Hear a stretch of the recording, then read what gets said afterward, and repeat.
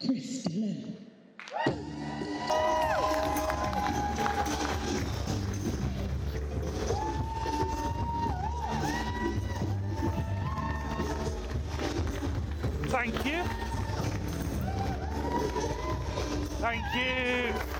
Thank you. Thank you very much.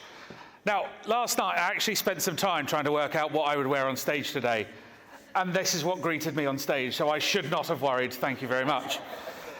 We also worked out that we think the word was meant to be nurturing, but I can neuter anyone if they pay me enough money.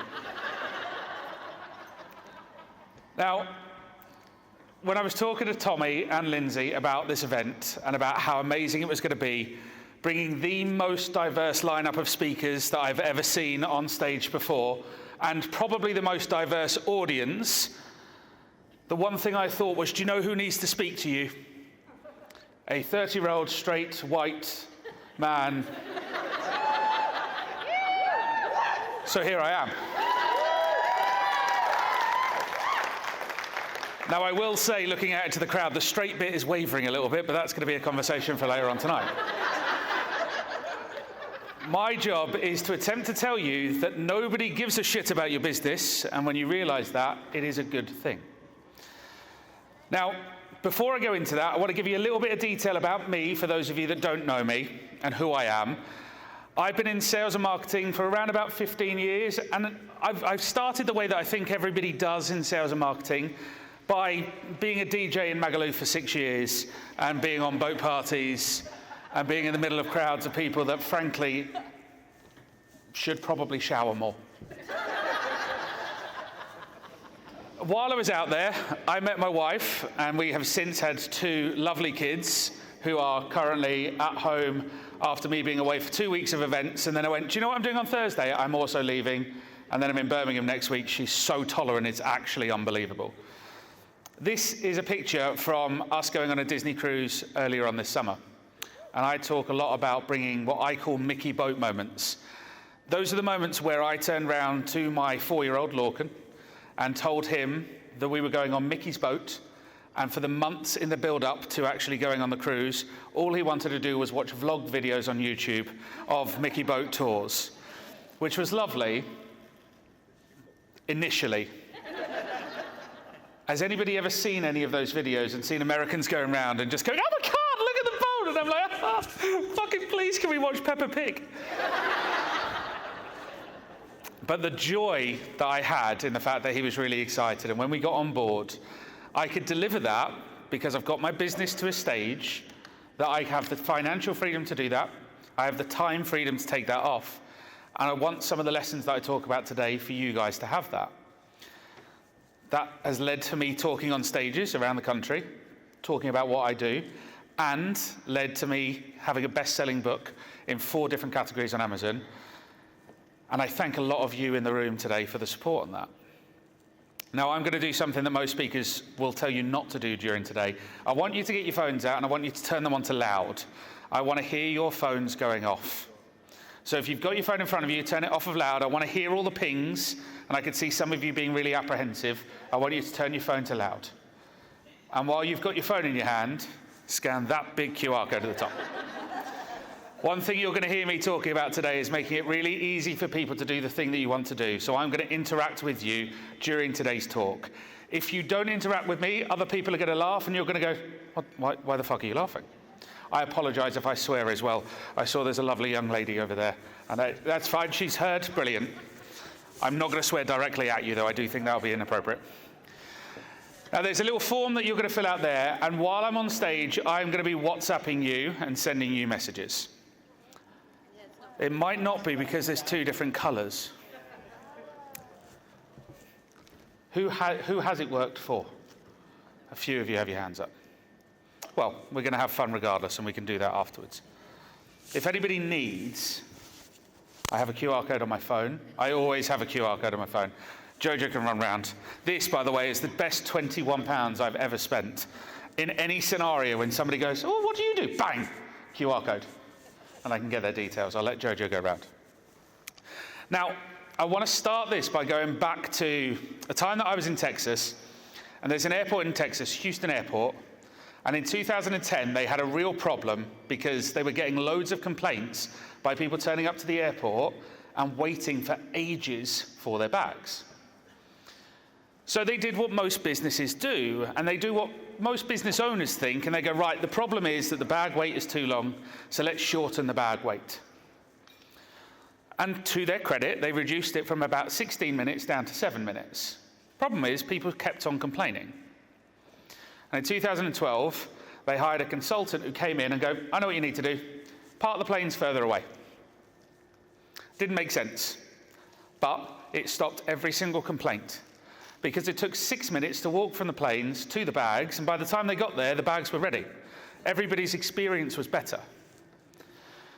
As business owners, especially in the diverse space that we're in, somebody's experience and what they experience when they're going through a process is significantly more important than the speed at which it happens. You need to make things accessible, you need to make things enjoyable, and you need to make sure that the experience is good. And that's what they did. It stopped all the complaints, and I want you to think a little bit outside the box, because I talk about this from an inquiry anxiety problem. I've got a lovely multicoloured presentation today, so it's going to be fun to see what is on there. Most businesses will look at your process from here. Who's in marketing in the room? I know quite a few people are in marketing. Good, hands are up. Marketing, incredibly important for your business. That is my background. That's where I come from.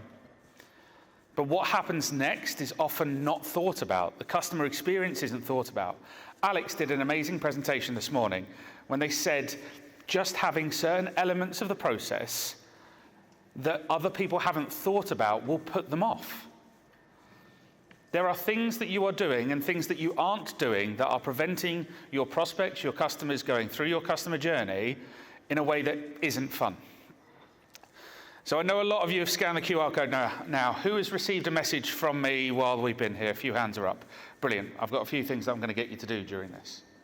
And you can show off and show other people as well. I want to focus on the latter bit. The purpose of the book, Nobody Gives a Shit About Your Business, is to realign your thinking and remind you that they don't care as much as you do. They probably should, but they don't. Has anybody thought about going to a restaurant that's been recommended to them, and then when they get there and they're like, oh no, I've got to park a little bit further away. We'll go to the one that I always go to. Has anybody defaulted to something because that's what they're used to and they don't want to go through and do? Show of hands. Quick other show of hands. Who in the room has ever inquired with a business and then been left thinking, what happens next? Show of hands. All right, keep your hands up if, after that, you thought, do you know what?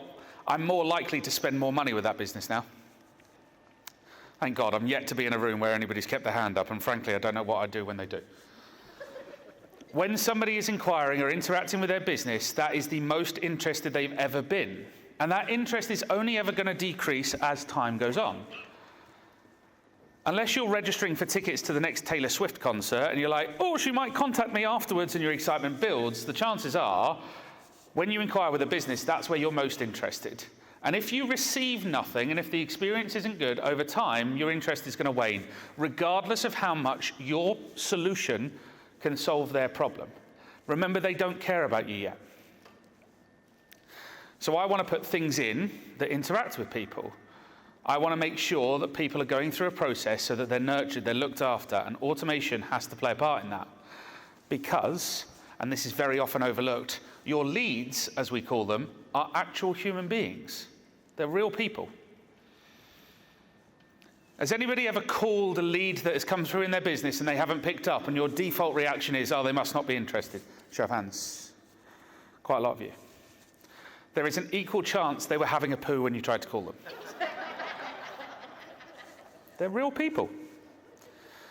You could be calling at a time that doesn't suit them. I had a phone call 3 minutes ago. I couldn't pick it up because I'm about to jump onto here. Now, they might turn around and go, oh, he's not interested. Filled out a bloody form. It's another one of those leads that wanted to do this and they don't care. Well, I could be really interested. But you're going to make an assumption based on something you don't know. They are real people. And real people typically do one of three things. They will do what feels familiar to them. They will do what they've always done, or they'll do what they think everybody else is doing. Uber is a great example of this. Nobody really ordered a taxi through an app beforehand. It didn't feel familiar, but they did a bloody good job of running a marketing campaign that showed everybody using it. If you aren't meeting one of those three things in the actions you're asking your prospects to take, then ultimately it's not going to work. For those of you that have received WhatsApps from me, you can send me the word slides on WhatsApp and you'll get this full presentation sent to you automatically. I do like to show off quite a lot during this presentation, so I apologize in advance. Also, sorry, the young lady over here, what's her name? Daisy or Maisie? Daisy. Can you just cover your ears for a second? Thanks. Please feel free to tell me to fuck off on WhatsApp. For those of you that have received a WhatsApp from me, you will get a photo back in return. And the very first time I did this, I didn't tell my wife, who has access to the WhatsApp, that I was doing it, and she just responded to me going, "What have you just done on stage?"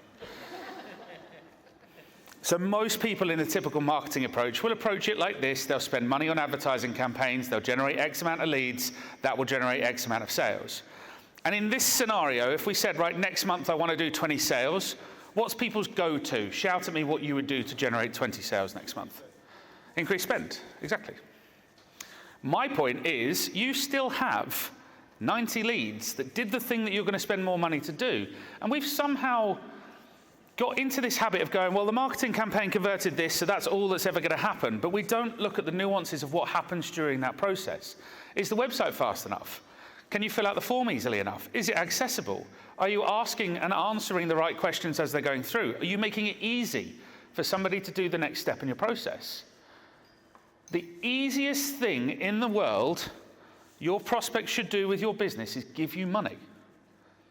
And sometimes we get a little bit icky when we start talking about the money, but ultimately you wouldn't have a business if the money wasn't there. If somebody wants to pay me, I have QR codes everywhere. Jojo's run around with my phone. I have a QR code on the back of my phone where you can scan it and send me the words "get started," and it sends you a checkout page for any of my products. I've made it really easy for somebody to go, "Do you know what, Chris? I want to pay you money." Brilliant. Here, it's this easy. It's this quick. Instead of going, "Fantastic. When I get back to the office, I'll send you over an invoice." And then 2 days later going, "Why haven't they paid?" And then you call and then they're doing a poo and you can't get back in touch with them. You need to understand that people don't care enough to go out of their way to do the thing you want them to do. This is the way that I look at most businesses, the way that they're lined up. And apologies if I'm calling you out directly. Most people will go, right, inquiry, we need to get them to buy as quickly as possible. And in reality, that isn't the case. Especially not if you're selling a product or service that is £500 plus. What you need to be looking at is these individual steps. So the first bit might be, how do I get them to scan a QR code? How do I get them to fill in a form? How do I get them to open a message? How do I get them to reply? Well, I tell the whole room to tell me to fuck off so that everybody gets curious. How do I get them to go to the next step and engage and reply and do the next? By looking at each of the little nuanced steps, you'll eventually get people to the sale part. But this bit here is the customer experience. It is what they are going through when they interact with your business. And if that isn't good, they will just leave. As Alex said, was that somebody's phone going off? That's incredibly rude. Sorry, it always happens with somebody. You've just been today's. Alex pointed this out earlier. People will disassociate with your business very quickly. If they're not satisfied, especially if it's their first impression, they will run a mile and they will never tell you. You will never, ever, ever, ever, ever, ever know how many sales you are losing through things that you aren't doing. You'll also never get a good gauge of it without asking people, why did you give up? And if you're looking at campaigns from just a pure numbers bit and not realizing that they are real people, it's a problem. So I ask this question. Your journey for your 10x client should be the same as every other client that you have. If somebody approached your business today and said, I want to spend 10 times more money than anybody else has ever spent, most people in the room would agree with me that their follow-up process would be slightly more engaged, slightly more personal, slightly faster. My purpose is to tell you that if you make that process the same for everybody, then you'll make more money without having the 10x anyway. So how do you implement it? Now, I talk a lot about WhatsApp automation. For those of you that have scanned the QR code, you'll be able to receive WhatsApps from me. First thing I do is plan this.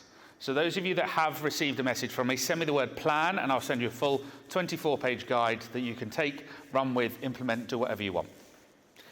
Because, and this stat blew my mind when I heard it, it is 21 times more effective to get back in touch with somebody within 5 minutes than it is within 30. And 30 minutes is still quite good service. Kind of blew my mind. Now, this is a weird sentence to put up on a wall. I appreciate that. But I'm going to use this sentence. There are 7 words in this sentence, and it can have 6 different meanings based on where you put the inflection in the sentence. I didn't tell you to kill him is different to I didn't tell you to kill him. It's different to I didn't tell you to kill him. It's different to I didn't tell you to kill him. It's different to I didn't tell you to kill him, or I didn't tell you to kill him.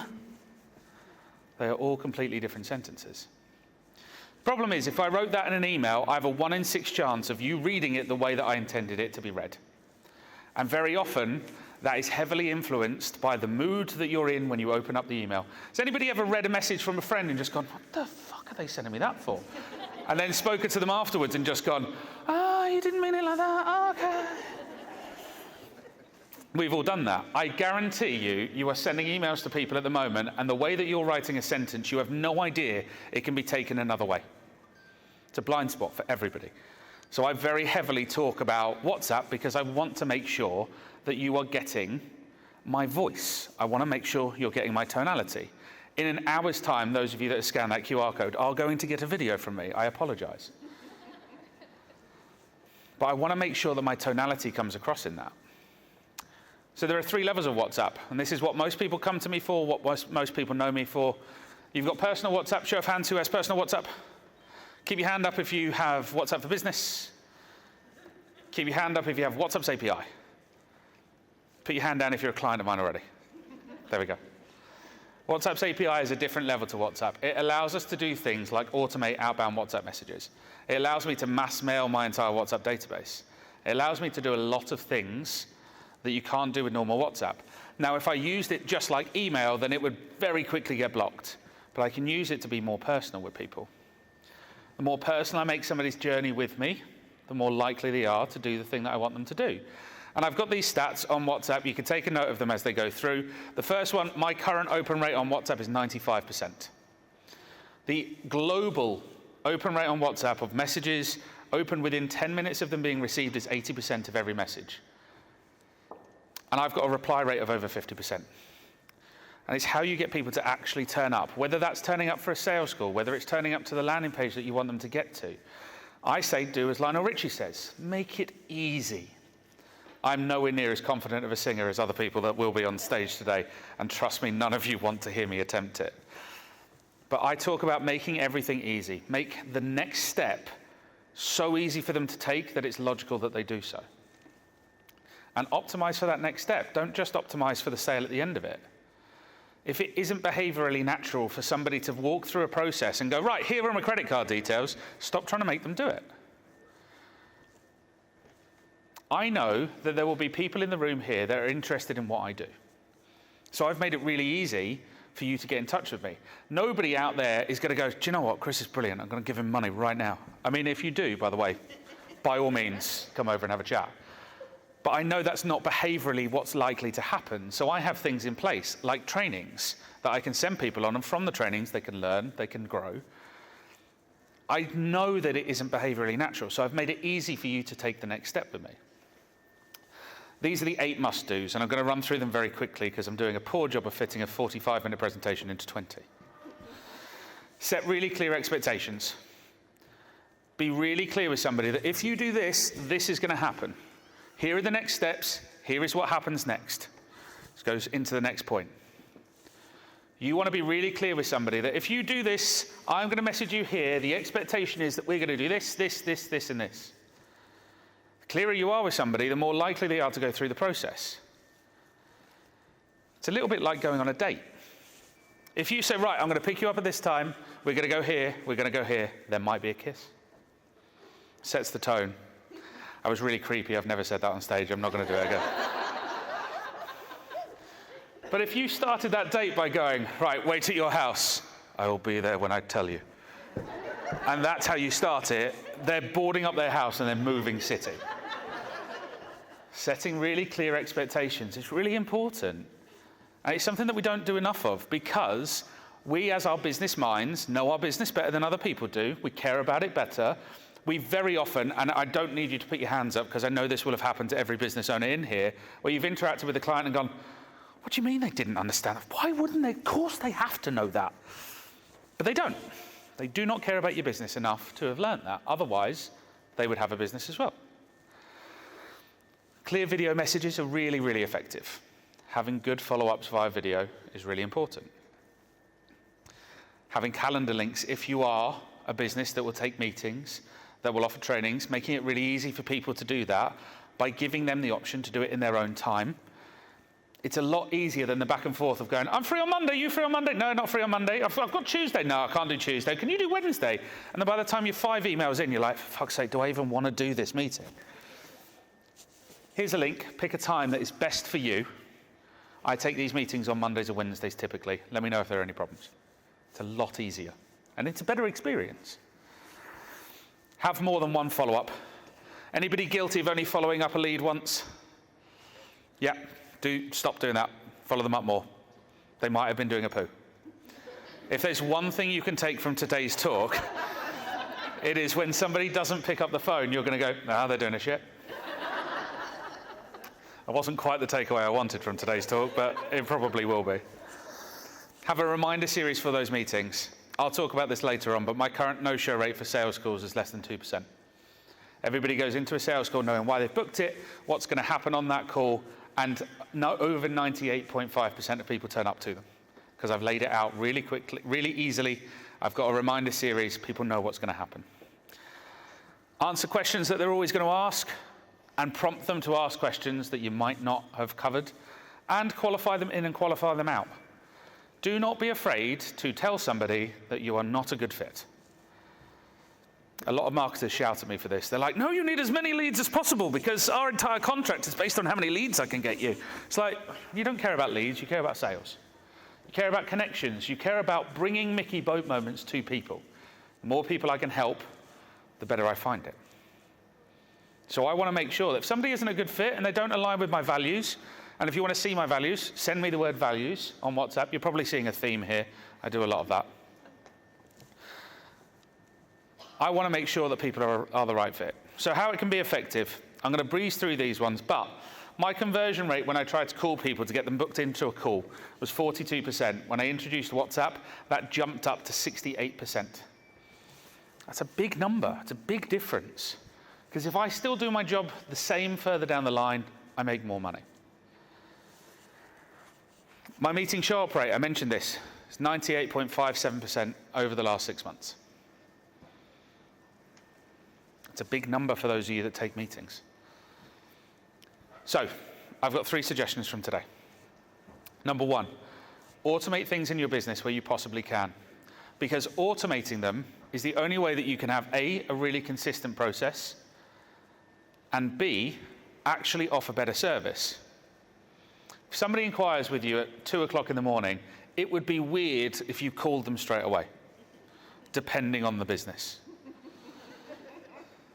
Some giggles out there are dirty minds. That's not good enough. Generally, it would be weird to call them straight away. But that's the point at which they're most interested. So if you're waiting until 8:30 the following morning to give them a call first time round, that's just not a good enough bit of service for them. There are the 3 Ps of automation. And this is the penultimate slide. Be personable, personalized, and don't pretend to be a person. Don't use your automation to try and pretend that you aren't automating it. Most people that receive that message, you got a video from me later, it will tell you that it's automated. I have things in place to make it automated. My book, for example, I have 25 copies of my book with me today that I'm going to give away for free for anybody that registers for my trainings. You can do so by sending me the word book. And in that message, there is a secret button that I'm not going to tell you about, that when I said it at Shake It Up a couple of weeks ago, got quite a lot of laughs, and then I had to explain that to my wife as well. The last one is, take some action. You have loads and loads of speakers speaking on here today that will talk about every area of diversity, of business, of personal challenges. But if you sit out there, listen to them and go, do you know what, that was really good. I've got to go back to work tomorrow. And then forget all of it. Today is a wasted day. So whether it's taking action with me, whether it's taking action with another one of the speakers, I implore you to just take some action from today. Go into your calendars during one of the breaks and block out a day next week to implement the things that you take away from today. That very well could be you working out that somebody's just doing a poo when you call them. That's everything from me. Thank you very much.